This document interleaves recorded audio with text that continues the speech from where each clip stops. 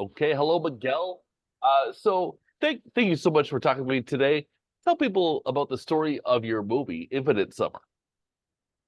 Well, how can I say? I was very, I was very, horrified. How did I start? No, I was very horrified of what happening in the world. No, like we are, how can I say? Like monkeys with nuclear bottoms. No, like, Ooh. yes, yes, we are. Look around, there are a lot of wars. We are in the 21st century. Technology is Mm, kind of developing as crazy as ever. mm, But at the same time, we have, an emotional education. Like if we are, like 3 million years ago, we have the same. We are the same people, mm, mm-hmm. So I like to think about ourselves like monkeys with nuclear bottom. So I start to think like, okay, what is gonna happen with technology? We follow that, and at the same time, I want to give certain message of vertigo and hope, both at the same time, and a certain idea of I was reflecting also about the idea of trans. That's an idea that I like very much. Trans, everything that is Oh, trans, that the movement that is changing, that is from people to technologies to ourselves. We are in two cultures are completely transformation, and we shouldn't be scared about that transformation. In precisely in this moment where everything becomes very conservative, everybody wants to, the nationalism is coming back, and everybody's very proud of their culture, very proud uh, of their identity, and I mm. want to think a little bit about the identity culture, and I wanted to think about transformation. So yes, I start reading about a little bit Lucy, the first hominid from Ethiopia, Mm. how much we have changed from the Australopithecus. And here we are, no? With all this bunch of ideas, I start writing the film, So that's basically. kind of the backdrop. That's kind of where what you wanted to get into. But tell people about like the plots of this movie. Yeah, well, the plot, this is what it was in my head, Mm. right? And then, but then we were in Estonia, and I like very much the summers in Estonia. Yeah. They are very long because the rest of the year is it's really cold and there is no light. But there are a couple of months, which are the Mm. summers, that are beautiful, no? So and then we start thinking with the producers about what can we do in Estonia. We have to do definitely a summer movie, like a slasher, no? Something Right. like we coming of age slasher where Uh-huh. the young people is they are very smart and they are very provocative, and the old are a little bit cork stupid, uh, like Right, in right, every right. slasher. So the premise was, how far can we take a slasher, no? And then it starts in a very stereotypical way, or a very cliche, three women in a summer in a beach, and from there a very clear threat, this Mr. Mindfulness, Dr. Mindfulness, that brings like some mask that make the girls experience something that never experienced before. So starts like a slasher and goes deeper into some mystery. So yeah, when I started this movie, I thought I had the wrong screener because it didn't seem at all like your last film. And then things progressed. I was like, okay, this is definitely the right screener. Did you consciously want to make a movie like 180 degrees different than your last one? Yes, well, the premise was different, and I wanted to do something less cartoonish. I wanted to enter more into I will say, psychological spectrum, more realistic and grounded acting. And well, it was kind of a challenge for me because I normally work with very cartoonish environment. And this, it was kind of a challenge with my wife, saying like, okay, you are not able to do a psychological movie. And I say like, yes, I'm gonna do a psychological movie, and at the end of the day, I realized I'm not so good in psychology, I'm better in philosophy. but Yeah. but yes, I wanted to start with something more grounded. Mm. And I don't know, and then I think as the film progresses, I think I lost a bit the track of the ground or the ground, But and that's I a good start. thing, I would say. Yeah, I think Yeah. the film goes into a more psychedelic experience when once it progresses, and I feel more into my land or my terrain or. Yeah. It's psychedelic. There are psychedelic moments in this movie, let's just say it. And my next question is, what are your thoughts on psychedelic drugs? Yeah, well, I was talking with Justin before. Like, Yeah. I never take any psychedelics in my life, which is a very. But my films are full of psychedelics. But I Right. think it comes from philosophy. Right, I right, never right. experienced myself a psychedelic experience, just through art and Okay. through thought and philosophy. I like to think and to, through music and through certain aesthetical ecstasies, to Yeah. think like I think the psychedelic experience connects us to something that is much bigger than we are, in terms of, I don't know, what is going to happen not tomorrow, but in a million years, or what Ooh. is going to happen, or what is going to happen if we lose our body, or what is going to happen, all this, to empathically be in the position of other realities and other people or another beings. I think it's a psychological experience, right? When the people go and take peyote, they said that, or other plants in the Amazons, they said that the plant talks through them, no? And Mm-hmm. it's true, because you kind of leave your human body behind, and Mm. you become, or you start becoming another type of being.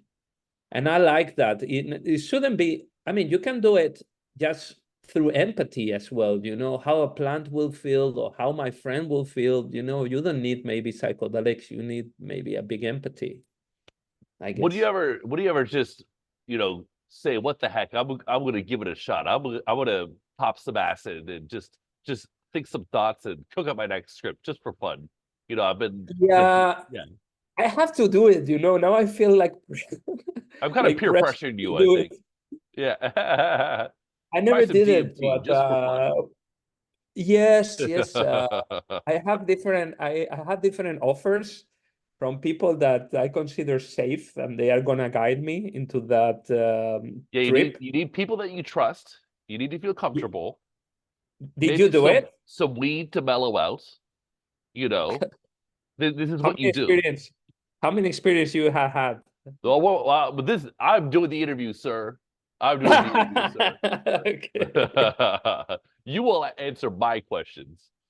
Anyways, I'm just saying things, and whatever you think is what you think. So, tell me about working with the actresses.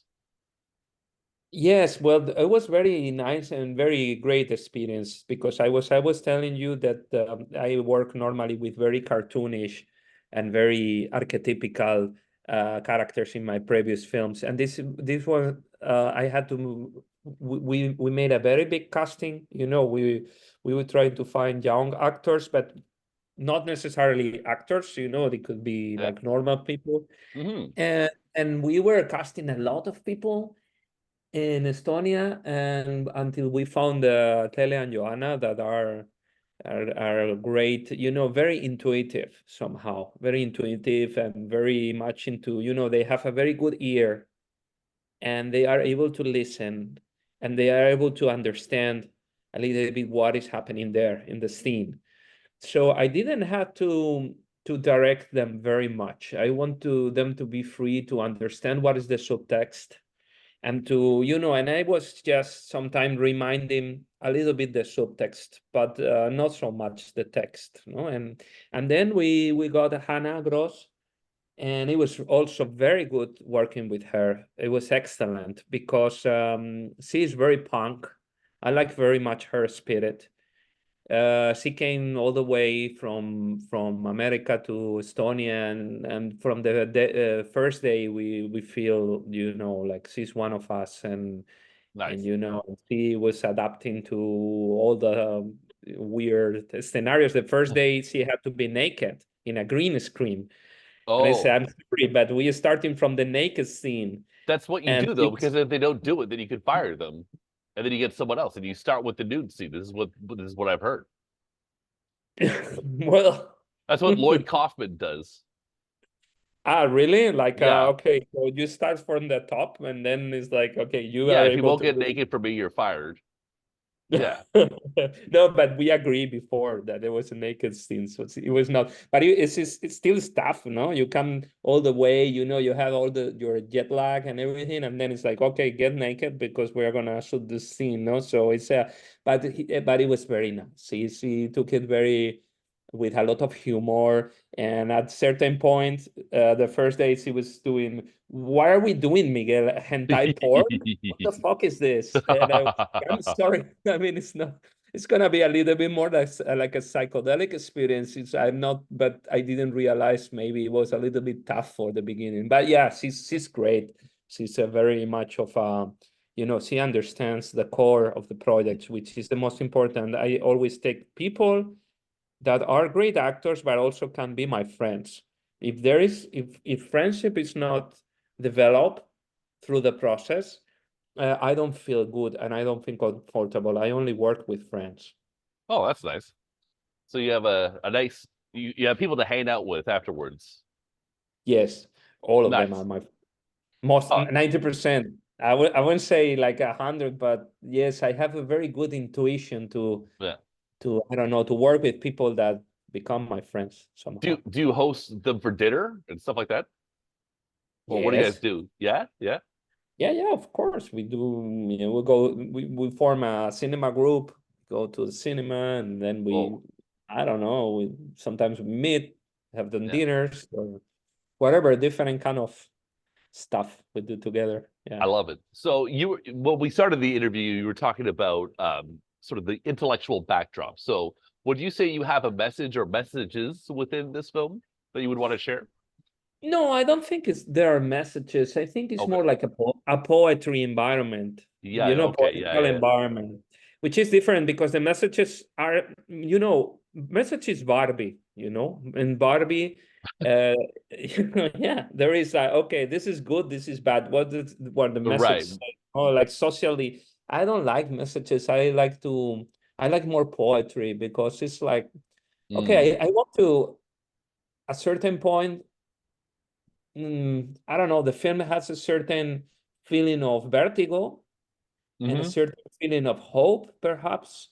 And that if they are emotional messages, maybe, Right. yeah, that's not bad. That I want to imprint that when the people watch it, they have a certain idea of the future or certain hope and vertigo for the future. And this is not a message, but maybe an imprint or an aesthetical dimension, if you want to call it like that. I don't know. I love it. I love it. So your last film played at Fantasia Fest, and so does this one.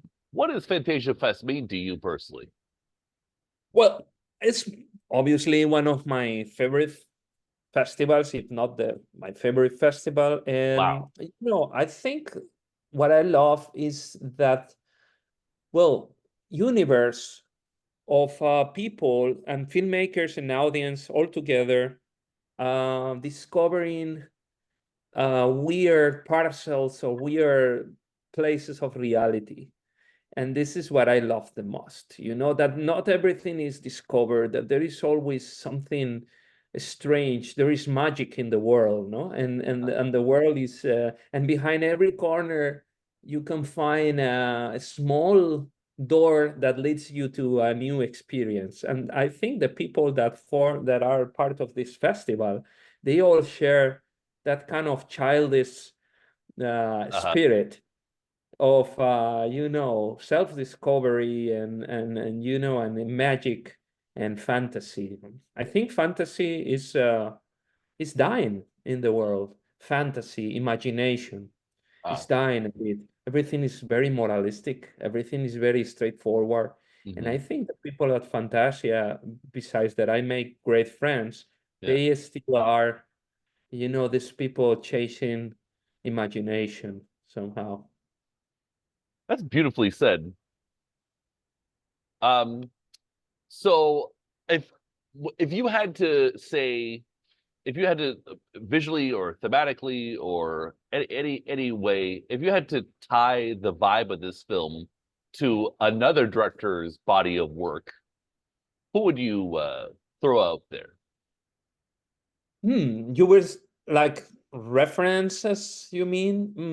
Yeah, it's like if I want to Okay. see Infinite Summer, but before that, I have to watch another director's filmography Okay, to kind of okay, get the yeah. vibe. Which one are we going with? Yes, well, as I told you, it's a kind of a vertigo film, so it needs Okay. some, like cosmic horror, if I say. It's not horrifying, but cosmic wonder. Hmm. And I would say like 2001 or Oh, Close Encounters of the Third Kind are uh, these films that at the end makes you feel like the big time, no? Like the hmm. big, like the universe. Where are we going? And Hmm. that's a very big reference.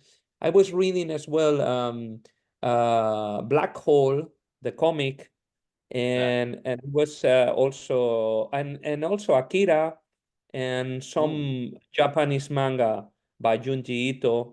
And that, because the Japanese, I think they still keeping very much a great philosophy behind the film. So the same as the South Koreans, they they really have this taste for big questions and cosmic questions, no? So yes, I think that would be the good references. Good Hmm. references indeed. Well, Miguel, thank you so much for your time. I had a lot of fun doing this interview. We went all over the place, and we talked about psychedelics, we talked about slasher movies, we talked about all imagination. It was beautiful. Any final thoughts on Infinite Summer before I let you go?